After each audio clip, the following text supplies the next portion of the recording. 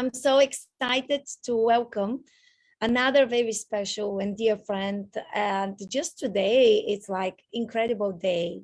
Hi there. Hello, wonderful lady. Hi, Janice. You see what I have behind me? Yes, I love it. And then I hope that whoever is watching this video, this recording, or if you're watching live, friends, you're going to also listen our podcast episode and understand the meaning behind of you having it. That's very special. I just love it. This is like this year resolution for you, one of your goals for this year. Very special. I love it. Yeah, it's a start. It's a great start. Well, good things honestly take time, right? One thing we have learned in life, good things take time. And so, like I'm grateful because 150 podcast episodes, very honored that you came twice to our podcast. Amazing, like your story, it's very incredible. You come from like being a designer in the yacht industry to becoming one of the leaders in the pet fashion couture, like art couture design in US and probably abroad. And, I had the honor of meeting you in person. I also had the honor of, seeing a lot of your beautiful pieces. And actually I will share a few of them. And then a little later, I will share more so people can understand it. I mean, this morning I was like, I was again I had a client. I said he wanted a portrait. I'm like, okay, I can squeeze one portrait.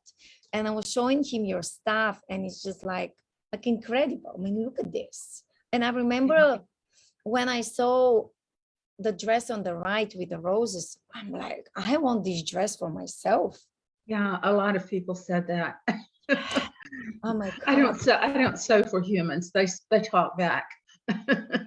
We do, unfortunately, but like, yeah, we do for sure.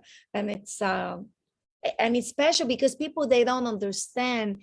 It's not only making the dress, you also make sure that it fits the furry baby, but you also like, you are like a detail oriented. So it's the way you even sew it from the inside part of it. So it's not just a beautiful outfit. I mean, you put everything by hand. It took you months to create it. It's not just when. Yes. It's like amazing. I sent you a few, couple of other things. I'm going to show them in a second. Yeah, I just wanted to kind of start with those ones, and then in a second, in a few minutes, I will show the other ones. But I remember seeing this one. Her name was Mishka, I think, right? Misha. Misha. Well, let's see. No, this is Sasha. Sasha. Okay, Sasha. Her brother is Misha. Oh, that's why. Okay, it's again siblings. So I hope it's okay. But it's like, look at the detail. I mean, this is amazing. Look at those details here. Beautiful, just amazing. And then I mean, and the outfit also with Elvis Presley, which I will show in a second, and it was the cover of our podcast, also really incredible and spectacular, really amazing. And so like that fashion, I mean, we know that you were inspired by your furry babies, and I know that you're working now on very interesting projects, which like again, maybe you cannot share.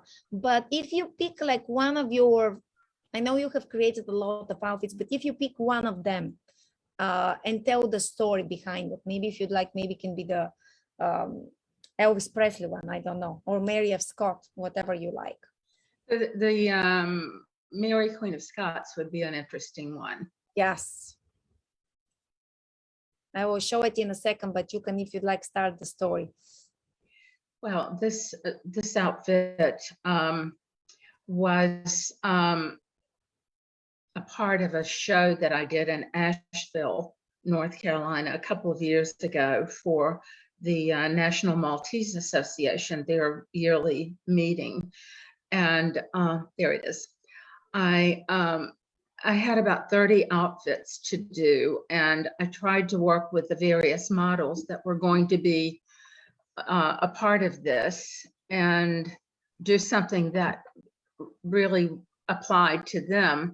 The little girl who wore this, her dad is head of one of the Scottish clans here in the US. And there may be pictures. I don't know if I had a picture there that I sent you of him actually modeling with her in his kilt. And yes, there we go. That was so special. I mean, how many men would do this, right? But he just insisted on walking her down the runway. And if I could remember her name and be able to say it, the Scottish language is, to be able to read it and say it are two different things. But this little girl was so special. She also had a sister that looks just like her.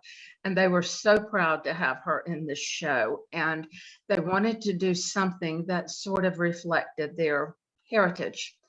So I said, how about Mary, Queen of Scots? Because that's when I started doing the research on this.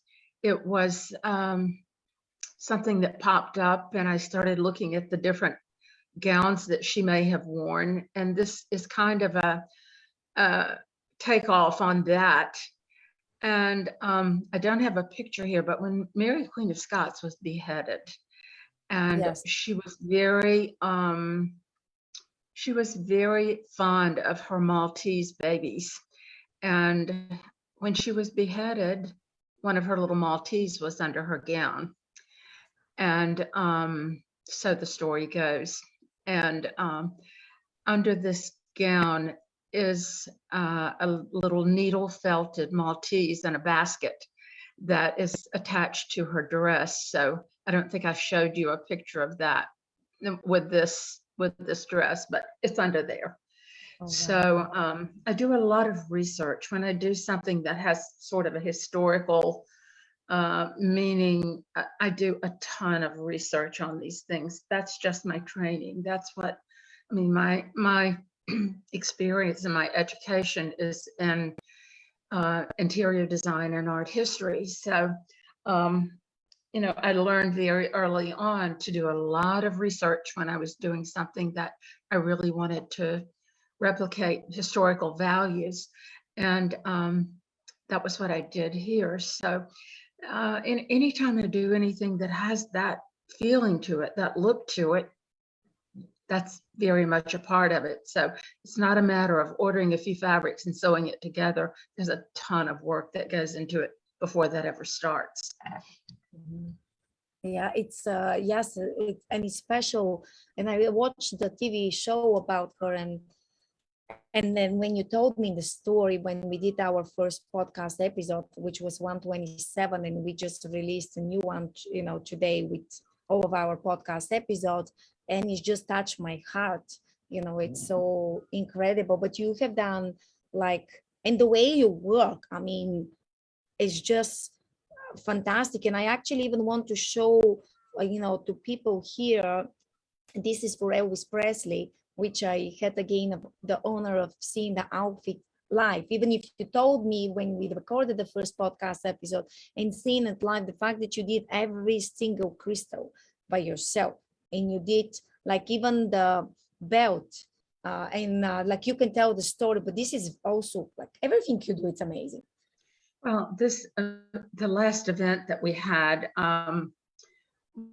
the theme was for the owners to select a song that would be played while they were walking down the runway, something that really represented the personality of the dog. Excuse me, not dogs, fur babies.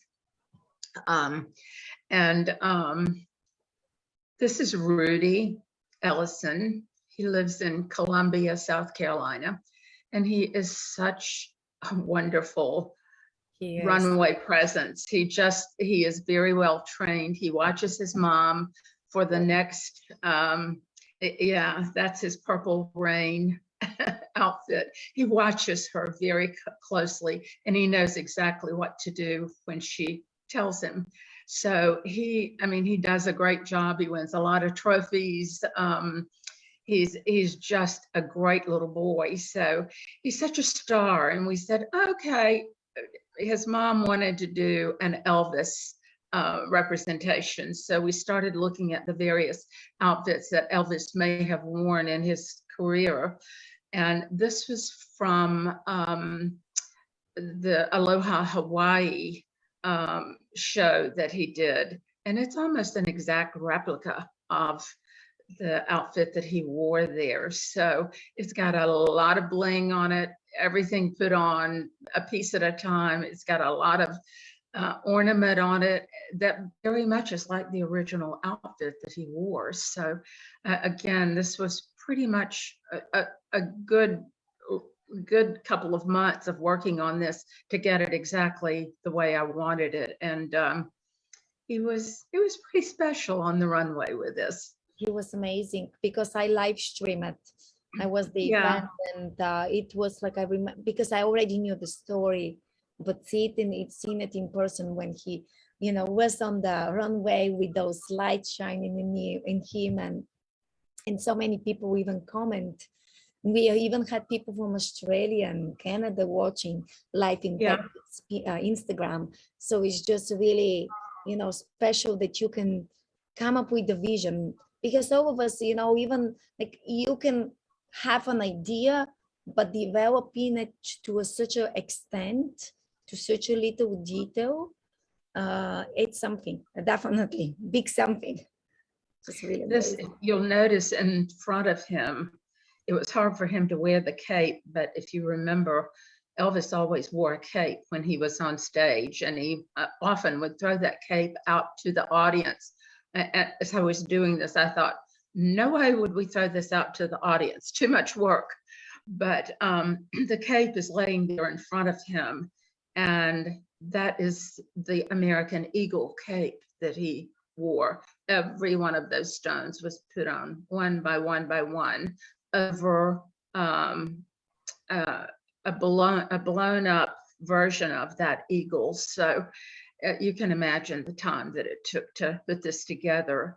So we didn't cover up the costume with it, but when he was on the judging table, he did wear it. So that was a pretty special outfit. Yes, it is. I mean, and it was and continue being, because once you have it, you like, this is one of those things you keep them forever. Yeah. Oh, yeah. I think there's going to be an upcoming Biker Babes homecoming theme event, I think in the fall. And I think he's going to rewear this probably as Evel Knievel, which was pretty much in line with what Evel Knievel, I don't know if you know of him, but he's the guy who did crazy stunts on motorcycles over canyons out west. And I mean, the man was nuts, but this was the kind of outfit that he wore. So Rudy may very well rewear this outfit. Awesome. That's really great. Well, thank you for educating me.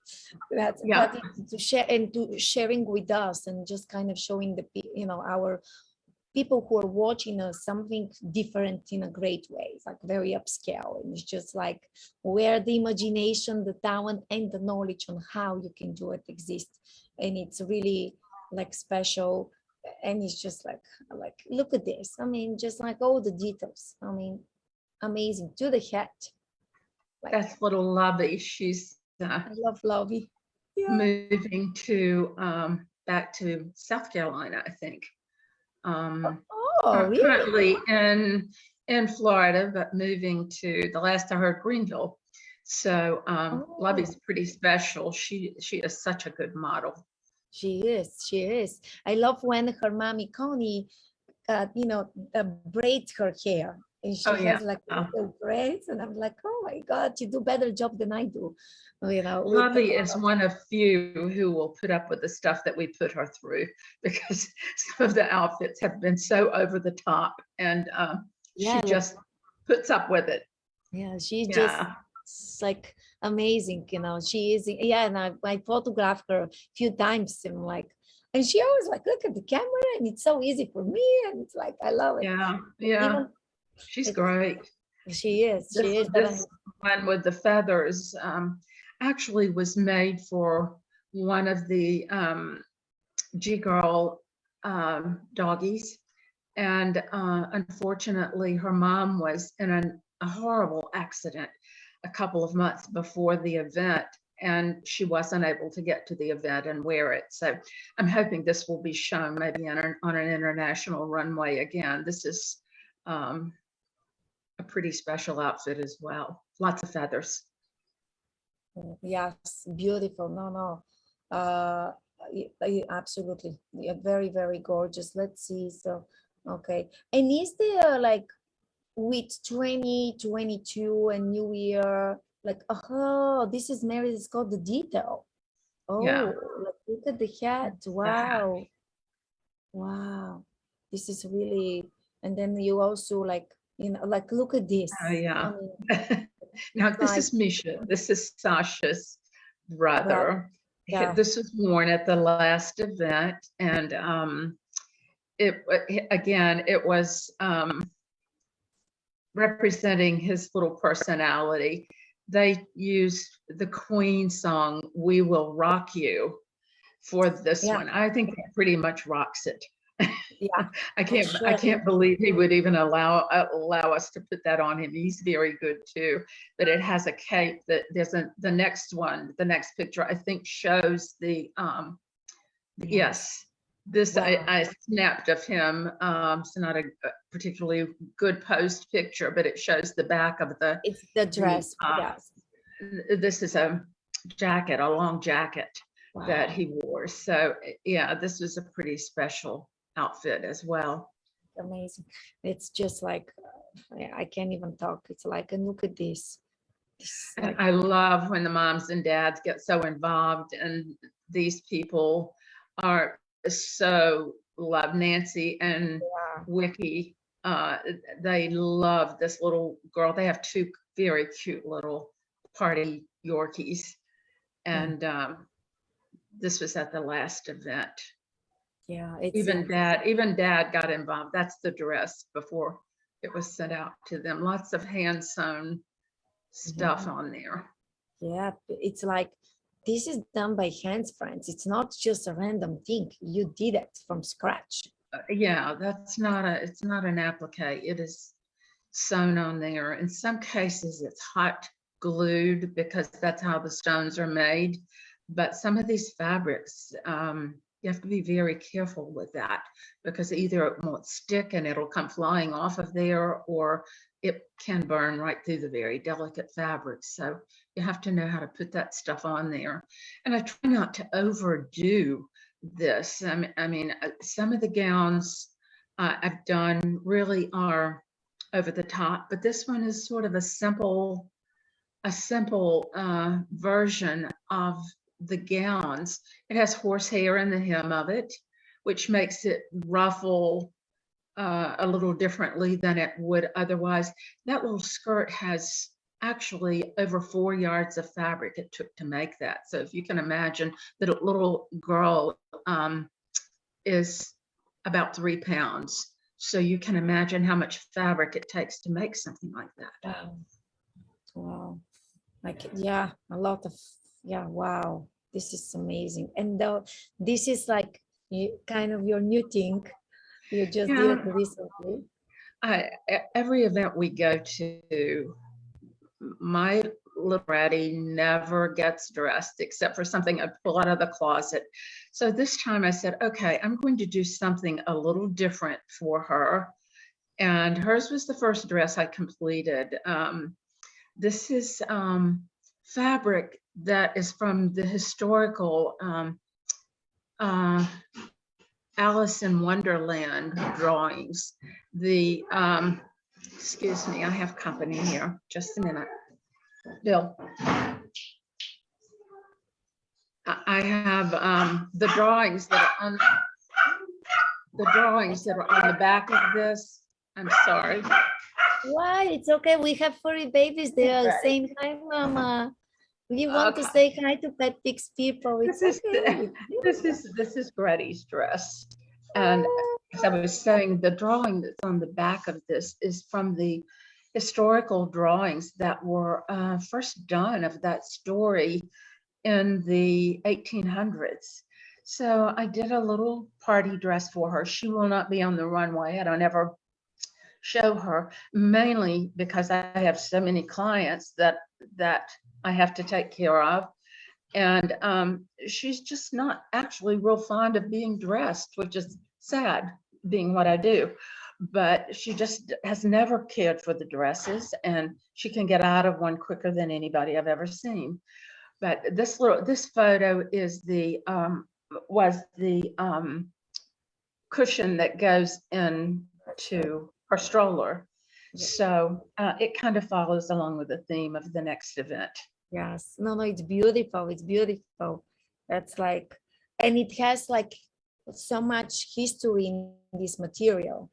It's like, it's like the story is the original story. It's not the, it's like, it has really a fantasy. Like it's so authentic that it's just amazing. The way I asked my daughter about this story because I never remembered when they were kids ever reading that story to them or knowing what the story was. And she said, Mom, get a bottle of wine and sit down with the original story, because you have to have a bottle of wine to be able to understand the story.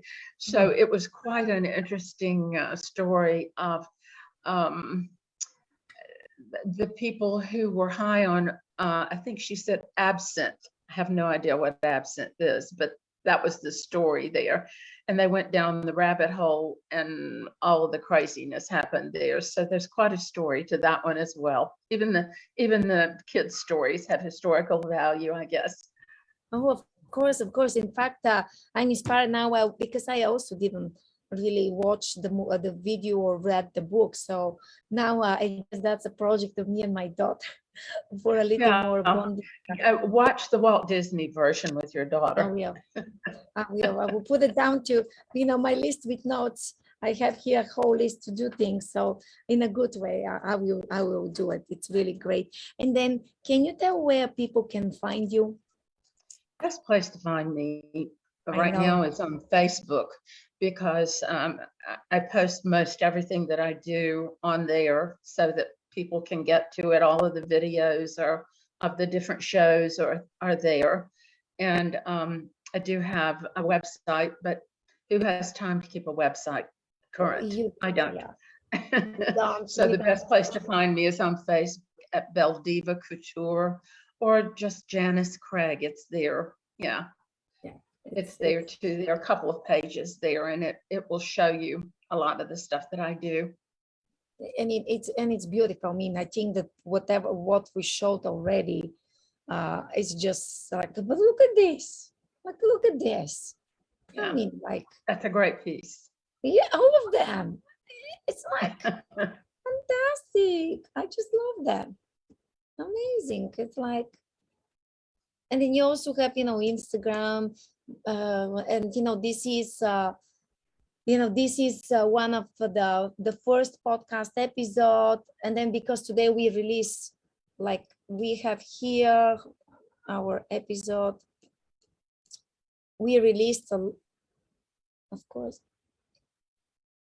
of course now it's on the second page, but we have also our podcast. So we have everything. Like, you can go and listen and see the beautiful work of what you do. And then I know that you and I will be doing a lot of wonderful things this year together. Absolutely. Congratulations on your 150th. Thank you. Good job. Thank you. A lot more to come. And I appreciate you, because it's like you're a very dear friend. And, you and I, every time we meet virtually, like 2 hours late, in a great way. Like, I feel that we can probably spend a whole day. Yeah, we have a lot of ideas and a lot of thoughts and a lot of creativity. And I love the things that you do. I love your direction. So you do a good job this coming year. You will be great. Thank you. Yeah, and a lot of good ideas inspired by you will be born soon. So friends, you have to kind of make sure you go and just follow Janice, and just and us, and you'll see a lot of good things. And again, Thank you for your friendship. Thank you for everything what you do, and for the industry, for kind of bringing it to very upscale style of fashion. It's you. very special. It's very special, and I love your idea. So thank you very much again for everything. You're See you welcome. soon, very soon. Thank you. Thank you. Bye. Bye. Bye. Thank you. Have a great day. Bye. Bye.